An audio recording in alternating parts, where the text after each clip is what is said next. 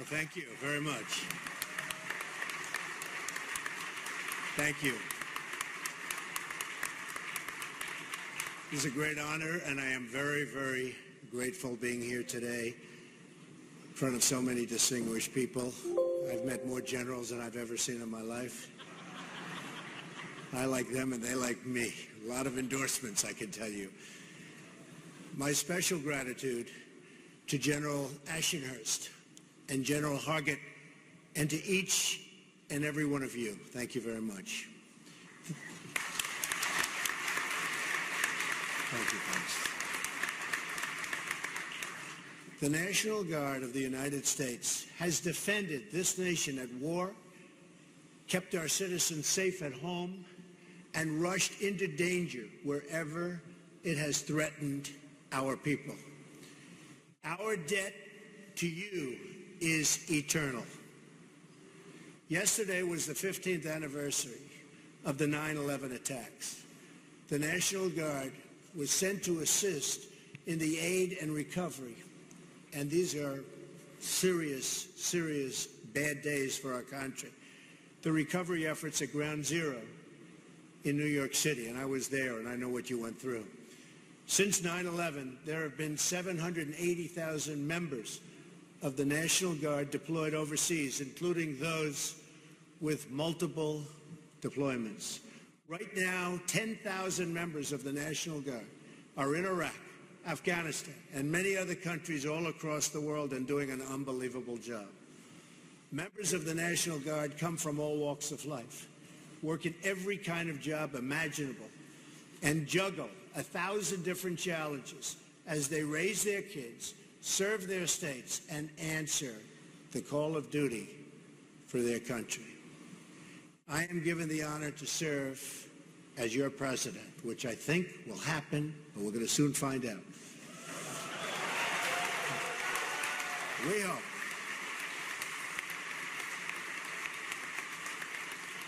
And if it does happen, I will pledge to give you the resources, the equipment, and the support you need and deserve, and that you're not getting.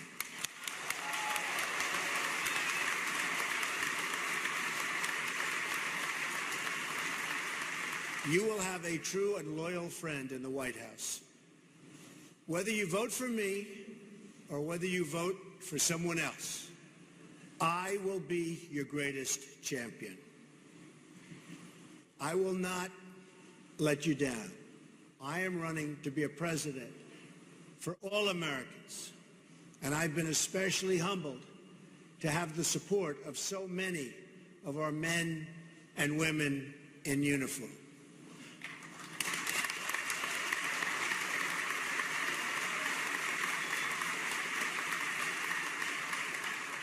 All Americans, you know what I mean. All across this country, I've met so many incredible members of both our military and law enforcement community. There's nothing I've enjoyed more than the time I've spent with our service members, police officers, and also our firefighters and paramedics. These are incredible people. They embody the goodness and decency of our country. I was thus deeply shocked and alarmed this Friday to hear my opponent attack, slander, smear, demean these wonderful, amazing people who are supporting our campaign by the millions. Our support comes from every part of America and every walk of life. We have the support of cops and soldiers, carpenters and welders, the young and the old, and millions of working-class families who just want a better future and a good job. These were the people Hillary Clinton so viciously demonized. These were among the countless Americans that Hillary Clinton called deplorable, irredeemable, and un-American.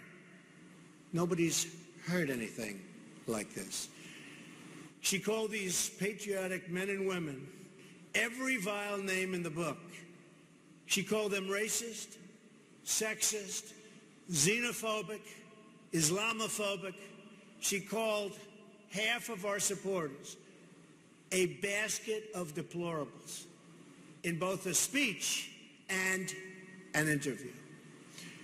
She divides people into baskets as though they were objects, not human beings. Hillary Clinton made these comments at one of her high-dollar fundraisers on Wall Street. She and her wealthy donors all had a good laugh. You heard them. They were all laughing. Good, solid laugh. They were laughing at the very people who paved the roads. And these are the roads that she, with all of her security, drive on. Paint the buildings she speaks in, and importantly, all of the other functions. If you think all functions in life, including this auditorium and its maintenance. Hillary Clinton is an insider supported by powerful insiders attacking Americans who have absolutely no political power. Hillary Clinton spoke with hatred and derision for the people who make this country run. She spoke with contempt for the people who thanklessly follow the rules, pay their taxes, and scratch out a living for their family, a hard-earned living, too. While Hillary Clinton lives a sequestered life behind gates and walls and guards, she mocks and demeans hardworking Americans who only want their own families to enjoy a fraction of the security enjoyed by our politicians. After months of hiding from the press, Hillary Clinton has revealed her true thoughts. That was her true thoughts. She revealed herself to be a person who looks down on the proud citizens of our country as subjects for her rule. She views it as her rule. Her comments displayed the same sense of arrogance and entitlement that led to violation of federal law as Secretary of State. Hide and delete her emails. Nobody's ever done anything like that before. Put classified information in the reach of our enemies, lie to Congress, and sell government favors and access through her foundation. It's the same attitude that explains why Hillary Clinton refuses to take accountability for the deadly disasters she helped to create in Iraq, in Syria, and in Libya. To this day, she won't take accountability for her role in unleashing, and that's what happened, unleashing ISIS across the Middle East, or for putting Iran on a path to nuclear weapons. And as far as ISIS is concerned, probably unleashing ISIS here. We better be very, very smart, tough, and vigilant, or we're going to have big problems.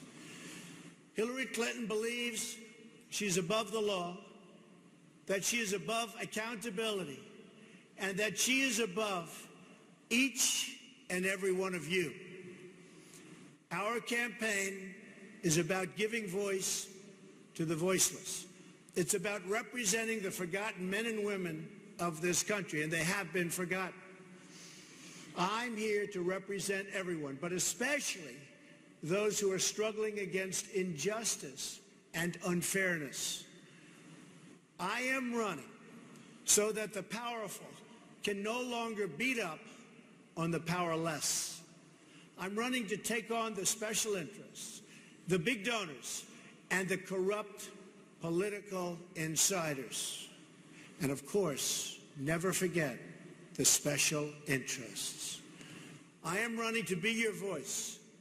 Hillary Clinton is a voice for Wall Street, for hedge fund managers, for the top 10%, and really the top 1% and even less than that.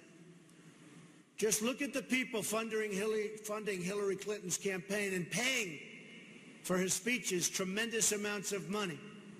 And you know who she will be representing if she ever won, which I don't believe is going to happen.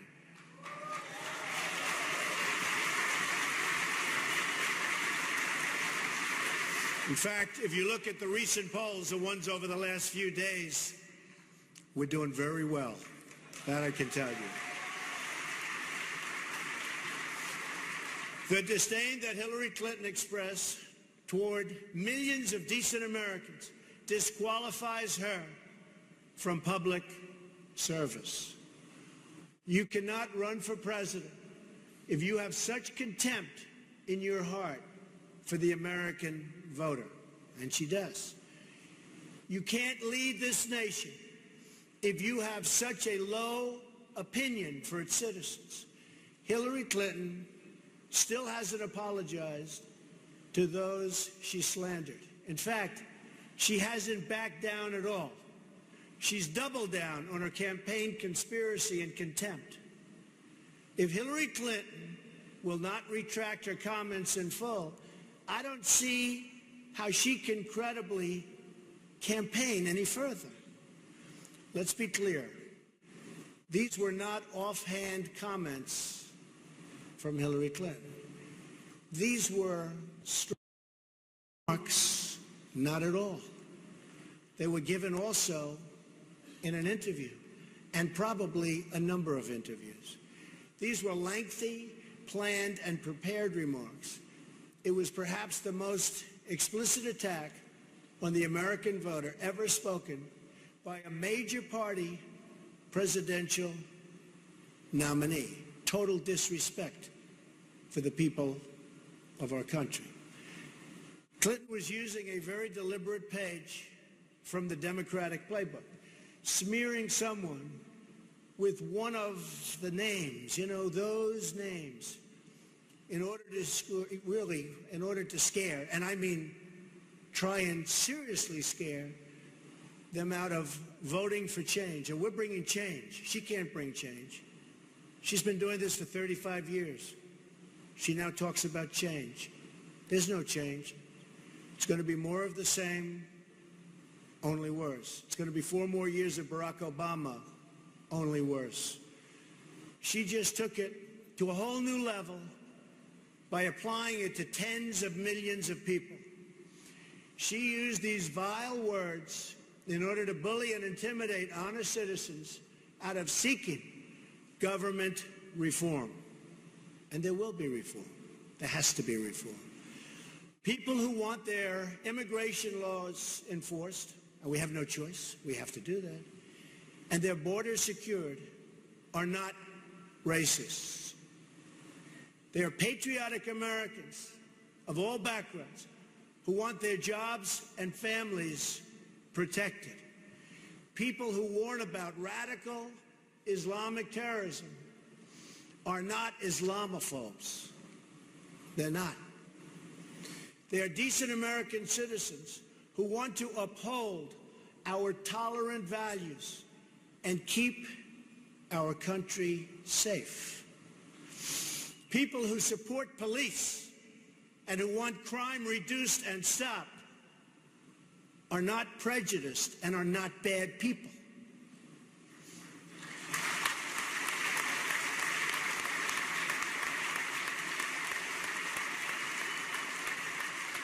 They are concerned and loving citizens whose hearts break every time an innocent child is lost and oftentimes killed to preventable violence. And it is preventable. Hillary Clinton doesn't have to worry about sanctuary cities or jobs moving overseas, where so many are moving. She's protected from her own policies. The policies of Hillary Clinton have produced failing schools, shrinking incomes, and the tragic poverty and joblessness in our inner cities. Our inner cities are a disaster. Our campaign is dedicated to changing these policies to make life better for all Americans.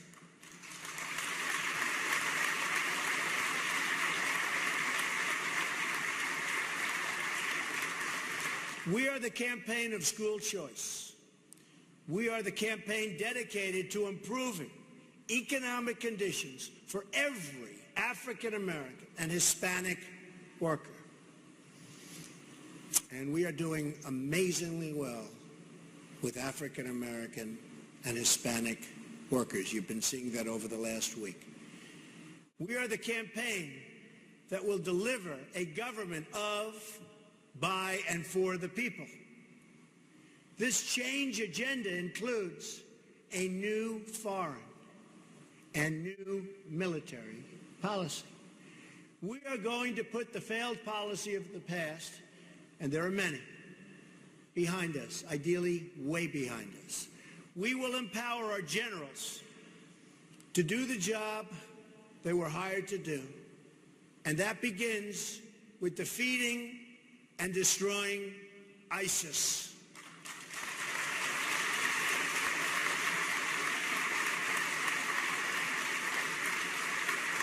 Thank you. Instead of endless wars, we want a real plan for victory.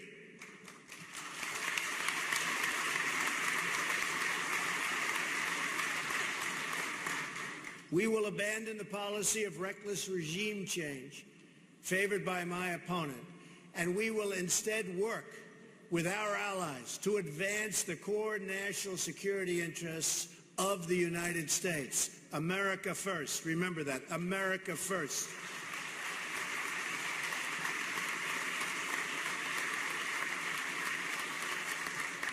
My plan calls for a major rebuilding of the entire military and the elimination of the defense, and we have to do this so quickly.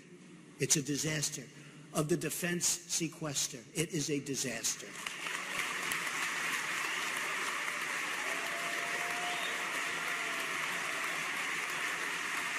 Have no choice. It is a disaster. It's called depletion. We have been depleted as a military. We can't let that happen. The greatest men and women on earth, but we have been depleted by what's taken place. In this rebuilding, we will provide our National Guard with the best modern state-of-the-art equipment in the world, bar none.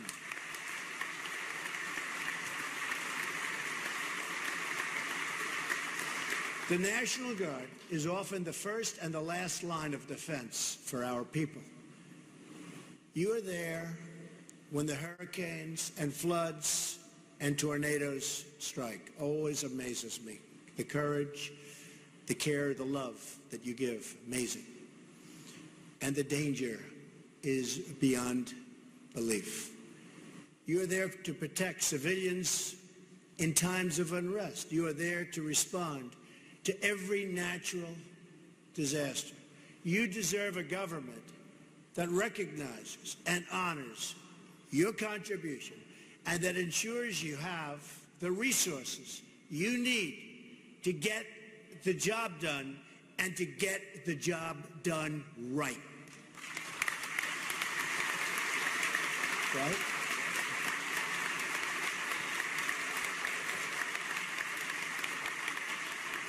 In a Trump administration, the National Guard will always have a direct line to the Oval Office, and I mean direct.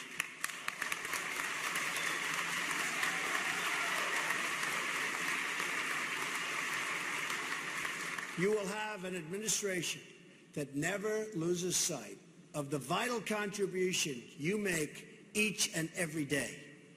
You will have a president who supports, promotes, and speaks up for the National Guard at every single turn.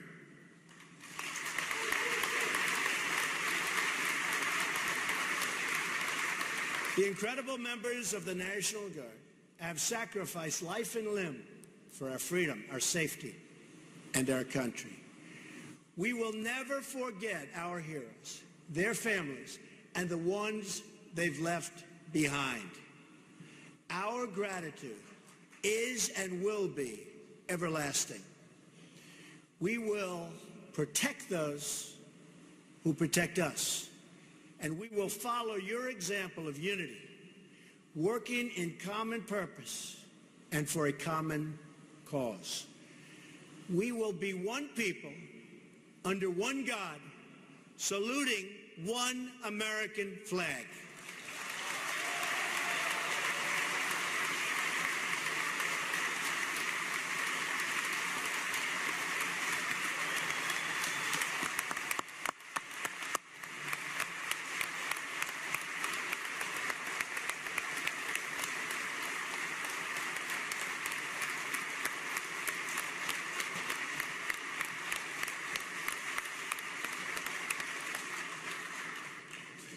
We will rebuild our military and our country. We will make America strong again.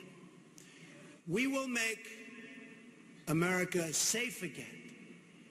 And we, together, will make America great again. Thank you very much, everybody. God bless you. Thank you. Thank you.